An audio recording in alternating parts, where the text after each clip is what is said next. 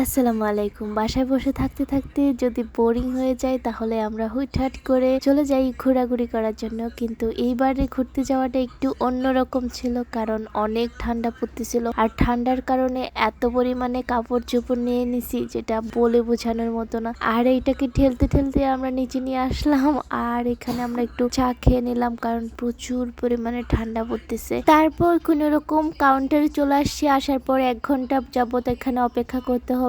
তো পিচ্চি একটা এসে আমাদের সাথে দুষ্টামি করতেছিল, আমরা অনেকক্ষণ মজা করলাম ওর সাথে। আর এখান থেকে লাইব্রেরি থেকে একটা বই নিয়ে বইও ঘাটাঘাটি করলাম। কিছুক্ষণ পরে দেখি আমাদের গাড়ি চলে আসে। তারপরে অপেক্ষা করতে করতে আমাদের গাড়ি চলে আসছে। গাড়ির বক্সেই লাগেজটা দিয়ে দিলাম, একটা টোকেন বেঁধে দিল লাগেজের সাথে। তারপরে বসে গেলাম বাসে বসার সাথে সাথে দেখতেছি প্রচুর পরিমাণে ঠান্ডা লাগতেছে। আর ঠান্ডার কারণে আমি উইন্টার সিটে বসি নাই, কিন্তু আমার ছোট বোন বসে গেছে। বোঝাই যাচ্ছে না যে এখন সকাল 10টা বেজে গেছে, বাহিরে এখনো পর্যন্ত সূর্যই ওঠে না, এত পরিমাণে কুয়াশা পড়তেছে। এই যে বাহিরের ভিউ মনে হচ্ছে কাশ্মীর চলে আসছে, এরকম একটা ফিল আসতেছে। তো দীর্ঘ 3 ঘন্টা সাফারের পর আমরা রুমে চলে আসছি। এখন আমরা রেস্ট করব।